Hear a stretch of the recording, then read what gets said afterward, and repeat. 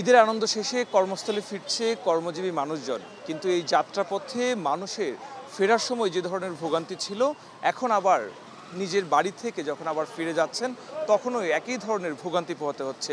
আসার সময় যেরকমভাবে বাড়তি ভাড়া গুনতে হয়েছে, যাওয়ার সময়ও প্রচুর বাড়তি ভাড়া গুনে তারা কর্মস্থলের দিকে যাচ্ছেন।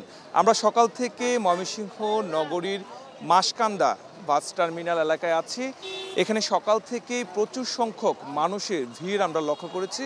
তবে এখানে এসে যেটি আমাদের চোখে পড়েছে যে বাড়তি ভাড়ায় অনেকে বাধ্য হয়ে অনেকটা জিম্মি করে যাত্রীদের কাছ থেকে বাড়তি ভাড়া আদায় করা হচ্ছে।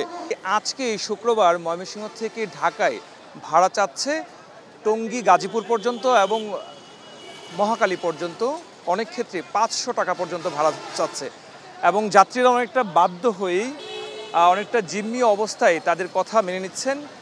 পাশাপাশি এই শৌখিন পরিবহনের পাশে ইউনাইটেড পরিবহন রয়েছে, সেখানে এসির ভাড়া ঢাকায় নেওয়া হচ্ছে 450 টাকা, নন এসির ভাড়া 310 টাকা। সেই জায়গায় কি পরিমাণ ভাড়া চাচ্ছেন যাত্রীরা বা কি সিদ্ধান্ত নিচ্ছেন সেই ক্ষেত্রে? কত টাকা করে ভাড়া চাচ্ছে আপনাদের? 500 করে শৌখিনে, 500 করে মহাকালী পর্যন্ত 500 করে শৌখিন বলছে। শৌখিন উনি মাত্র 500 টাকা করে বলছে, যে পর্যন্ত সবাই 500 করে বলছে। আমরা বলছি যে 400 করে নিচে, পেছনে 2টা গাড়ি 400 করে, তখন উনি বলছে যে 400 করে উঠাও। এই পেছনে 2টা গাড়ি প্রথম 400 টাকা করে উঠছে, উনি 500 টাকা করে প্রথম উঠাইছে। তারপরে যখন আমরা জিজ্ঞাসা করছি, আমি কইছি না, পিছনে 2টাই 400 করে নিছে। তারপরে বলছে যে 400 করে, আপনাদেরকে দেখার পরে 400 করে পড়ে, অথচ আগে সব করে 500 করে পড়ছে। এই জন্য আমরা আরো 2-1 যাত্রীর সাথে একটু কথা বলতে চাই। এটা কি আপনারা যেহেতু সবসময় যাতায়াত করেন, এটা কি একটি সময়কে কেন্দ্র করে এটিকে অনেকটা আপনাদেরকে সিন্ডিকেটের মতো জিম্মি করে ফেলে কিনা? জি, কোনো একটা সিন্ডিকেট আমাদেরকে জিম্মি করে মনে হচ্ছে যে ভাড়াটা বেশি নিচ্ছে। আর এখানে এমন অবস্থা হয়েছে যে মানে ভাড়া 500 টাকা হইলেও পর্যাপ্ত পরিমাণে বাস না থাকার কারণে আমরা অনেকটা বাধ্য হয়ে যেহেতু ঢাকা যেতে হচ্ছে আর কি। আমরা যদি 2-1 যাত্রীর সাথে একটু কথা বলতে চাই, আপনারা কর্মস্থলের দিকে যাচ্ছেন, সাধারণ দিনে কত টাকা ভাড়া আদায় করা হতো?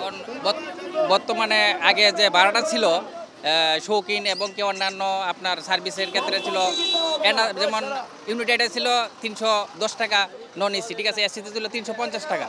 কিন্তু আজকে আইসা দেখলাম যে শৌখিনে অনিয়মিতভাবে আপনার ভাড়া বেশি নিচ্ছে। এই আর কি সাধারণ যাত্রীরা মানে হয়রানি হচ্ছে আর কি।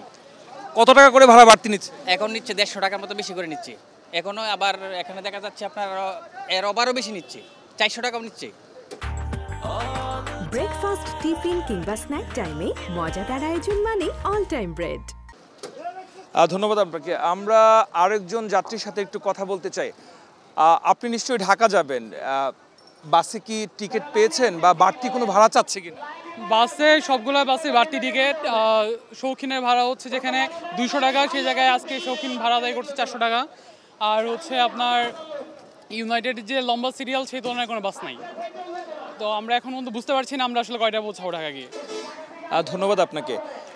আসলে এখনকার যে চিত্র, সেই চিত্র যদি আমি আপনাদেরকে দেখানোর চেষ্টা করি, যে প্রচুর সংখ্যক সময় বাড়ার সাথে সাথে যাত্রী চাপ কিন্তু বাড়ছে এই বাস টার্মিনালে। এর বাহিরেও ময়মনসিংহ নগরীর বেশ কয়েকটি জায়গায় এবং ঢাকা ময়মনসিংহ মহাসড়কের যে বাইপাস এলাকা রয়েছে, সেই এলাকাতেও আমরা দেখেছি যে প্রচুর সংখ্যক যাত্রী চাপ। গতকালকে থেকেই যাত্রী চাপ ছিল। আগামীকাল অনেকের অফিস খোলা, তারপর যেহেতু সরকারি নির্ধারিত অফিস খোলার সময় রবিবার থেকে, সে কারণে শেষ সময়ে এসে এই যাত্রী চাপ কিন্তু অনেক বেশি বেড়েছে। তবে একটি বিষয় লক্ষণীয় যে এই যে বাড়তি ভাড়া আদায় করা হচ্ছে, সেই বাড়তি ভাড়া আদায় করার ক্ষেত্রে এখানে কোনো ধরনের তদারকি নেই। যাত্রী সাধারণ যারা আছেন আমরা আরও 2-1 যাত্রীর সাথে একটু কথা বলতে চাই। ভাড়া নিচ্ছে ঢাকা গাজীপুর, তাহলে এটা কি হইলো? ভাড়া কত, ন্যায্য মূল্য কত? আপনারা তো কিছু করতেছেন না কেন? আপনি ওইখানে যাই দেখেন, লাইনের মাঝে যদি এরকম কেউ থাকেন যে বললে তো হইব না। আপনি দেখেন, সব যাচাই করে দেখেন, প্রতিটা গাড়ি 400 টাকা যাচ্ছে। 400 টাকা কি ভাড়া ময়মনসিংহ থেকে ঢাকা বড় জুড়ে, আর 320 টাকা ভাড়া, 400 টাকা ভাড়া নিতেছে, তাও লোকাল গাড়ি। এটা তো আপনি প্রতিবাদ করতেছেন না কেন? প্রতিবাদ করেন। কোনো তদারকি কি নাই কারো? হ্যাঁ, কোনো তদারকি নাই কারো? তো কেউ তো বলতেছে না। রাস্তায় কোনো লোক নাই। যাত্রীরা আসলে ক্ষোভ প্রকাশ করছেন এবং তারা বলছেন যে রাস্তায় কোনো এখানে টিকিট দেওয়া হবে না। এখন ফেরার পথে তাদেরকে এই সম্পূর্ণ ধরনের নিষেধ। জিম্মি করে অনেকটা টাকা আদায় করছেন যারা গাড়ি আগে পরিবহন বেরিয়ে যাবো। ব্যবসায়ীরা যারা আছেন, এবং এই বিষয়টি যারা সংশ্লিষ্টরা যারা দেখভাল করার কথা এমন কাউকে কিন্তু এখন পর্যন্ত এখানে দেখছেন না। যাত্রী সাধারণ যারা আছেন তারা বলছেন যে ইচ্ছে মতো ভাড়া আদায় করলেও কোনো ধরনের কোনো ব্যবস্থা নিচ্ছে না সংশ্লিষ্ট যারা এই বিষয়গুলি দেখভাল করেন তারা। শৌখিন কর্তৃপক্ষ যারা রয়েছেন এখানে কয়েকজনের সাথে কথা বলেছিলাম, তারা বলছেন যে নির্ধারিত দিনে তারা 250 থেকে 230 কখনো 220 পর্যন্ত ঢাকা ময়মনসিংহ রোডে তারা ভাড়া আদায় করে থাকে। কিন্তু যেহেতু ঈদ, সেই ঈদের কারণে অনেক ক্ষেত্রে তারা সেই ভাড়া কিছু কিছু ক্ষেত্রে ভাড়া সেটি বাড়তি নিচ্ছে বলে স্বীকার করেছেন। 400 টাকা করে 400 টাকা করে আসতে খালি, এখন আসা খালি, এখন খালি গাড়ি নিয়ে আসলাম। এই বাসের ভাড়া কত এমনিতে নর্মাল দিনে? এমনি নর্মাল তো নিলে আপনার মনে করেন 200 250 টাকা 300 টাকা বাড়তি। তো আমাদের বাড়তি না, আসা তো খালি ফাঁকা গাড়ি নিয়ে আসছি, কোনো লোক নাই, ফাঁকা গাড়ি নিয়ে আসছি। এখন ফাঁকা গাড়ি নিয়ে আসছি স্যার, বুঝেন না, খাইলা গাড়ি নিয়ে আসছি। আর এখনই মনে করেন আমরা মনে করেন সবাই মালিকের দিকে, মালিকরা চায় থাকে, বুঝেন না, দুটা পয়সার দিকে আসে ফাঁকা গাড়ি। আরেকটি বিষয়, যাত্রীরা যারা আছেন তারা যে অভিযোগটি করছেন, তো যারা এই পরিবহনের সাথে সংশ্লিষ্ট তাদের অনেকের সাথে আমাদের কথা হয়েছে।